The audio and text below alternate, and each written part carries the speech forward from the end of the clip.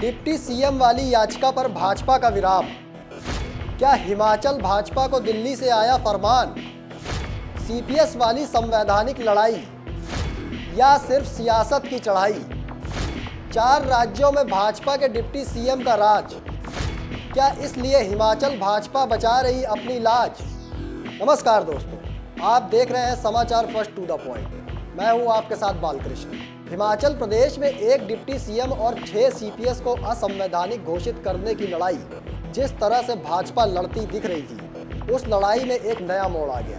अब ऐसा लग रहा है कि ये संवैधानिक लड़ाई कम और सियासत की चढ़ाई ज़्यादा हो रही है। ऐसा इसलिए क्योंकि भाजपा विधायकों ने अपनी उस याचिका को अचानक से वापस ले लिया है जिसमें उन्होंने डिप्टी सीएम के पद को लेकर असंवैधानिक करार दिया था। लेकिन खास बात यह है कि सीपीएस वाली अदालती जंग भाजपा आगे भी लड़ती रही। हाईकोर्ट में भाजपा की पैरवी कर रहे वकील वीर बहादुर वर्मा ने बताया कि सीपीएस मामले में तीनों याचिकाकर्ताओं की तरफ से बहस पूरी हो गई है। सरकार ने अपना पक्ष रखना था, लेकिन सरकार की तरफ से वकील कोर्ट में पेश नहीं हुए, जिस पर कोर्ट ने अगली सुनवाई में पेश होने को कहा है। सीपीएस सुंदर सिंह ठाकुर के वकील ने जरूर इस मामले में बहस ली, मगर सरकार की ओर से अभी बहस होनी बाकी है। डिप्टी सीएम मामले में याचिका वापस ले ली गई है। भाजपा के 11 विधायकों ने इस मामले में अदालत में बहस भी पूरी कर ली थी और कोर्ट ने राजभवन में मुकेश अग्निहोत्री की शपथ से जुड़ा रिकॉर्ड भी कब्जे में ले लिया था और फैसला रिजर्व रखा था। ऐसे में अचानक भाजपा ने डिप्टी सीएम वाले मामले में जिस तरह से पलटी मारी, उससे सवाल उठने तो लाजमी है। फिलहाल सीपीएस वाले मामले में अब सुनवाई 2 जनवरी को होनी है, लेकिन यहाँ सवाल ये है कि आखिर भाजपा ने ऐसा किया क्यों? हम आपको बताते हैं इसके पीछे आखिर क्या कारण रहे होंगे। दरअसल भाजपा ने राजस्थान, मध्य प्रदेश और छत्तीसगढ़ में बम्पर जीत के बाद ब्राह्मण, ओबीसी, आदिवासी और अनुसूचित जाति के सीएम और 2-2 डिप्टी सीएम बनाकर जाति समीकरण बैलेंस किया है। वहीं राजस्थान में राजघराने का भी ख्याल रखा गया है। भाजपा ने उत्तर प्रदेश की तरह इन तीनों राज्यों में 2-2 डिप्टी सीएम बनाने का फैसला किया।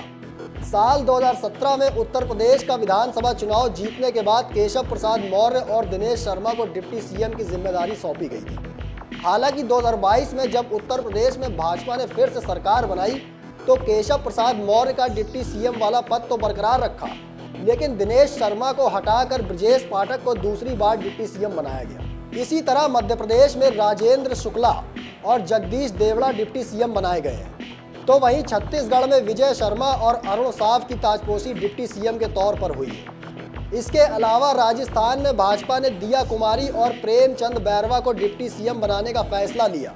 अब आपको बताते हैं डिप्टी सीएम बनाने को लेकर भाजपा की सोच क्या है।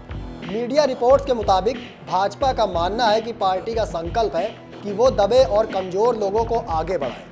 जनता जनार्दन के लिए पूरी प्रतिबद्धता और निष्ठा के साथ जो काम कर सकता है उसको पार्टी का नेतृत्व जिम्मेदारी देता है, जिससे प्रदेश का विकास हो और जनता की समृद्धि वाली सरकार बने।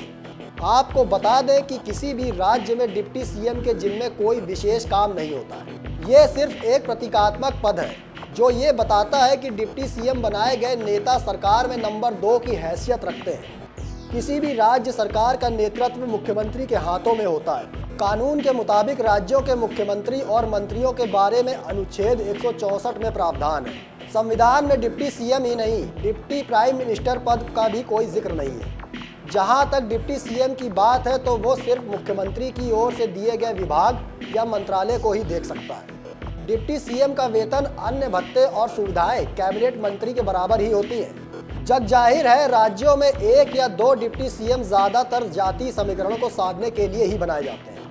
कई बार किसी नेता को संतुष्ट करने के लिए डिप्टी सीएम बना दिया जाता है। आसान भाषा में कहें तो डिप्टी सीएम का होना पार्टी के लिए तो अहमियत रख सकता है, लेकिन राज्य सरकार में उनके होने या ना होने से कोई फर्क नहीं पड़ता। संवैधानिक तौर पर राज्य सरकार में ऐसा कोई पद होता ही नहीं है। अब यहाँ सवाल हिमाचल भाजपा का है कि क्या भाजपा सिर्फ इसलिए डिप्टी सीएम वाले केस से पीछे हट गई क्योंकि उसे अपनी बाकी राज्यों की भी सियासत देखनी है। और सवाल ये भी है, अगर भाजपा ने डिप्टी सीएम वाली याचिका वापस ली है तो फिर सीपीएस वाले मामले की याचिका वापस क्यों नहीं ली? इसका जवाब तो भाजपा ही दे सकती है। अभी के लिए फिलहाल मुझे दीजिए इजाजत, फिर मिलेंगे एक और स्पेशल रिपोर्ट लेकर। लेकिन कमेंट बॉक्स में आप जरूर बताइएगा कि क्या भाजपा सिर्फ अपनी सियासी रोटियां सेकने के लिए ही सीपीएस वाली लड़ाई लड़ रही है, या फिर वाकई वीआईपी कल्चर को खत्म करने का दावा करने वाली भाजपा सही दिशा में आगे बढ़ रही है। धन्यवाद।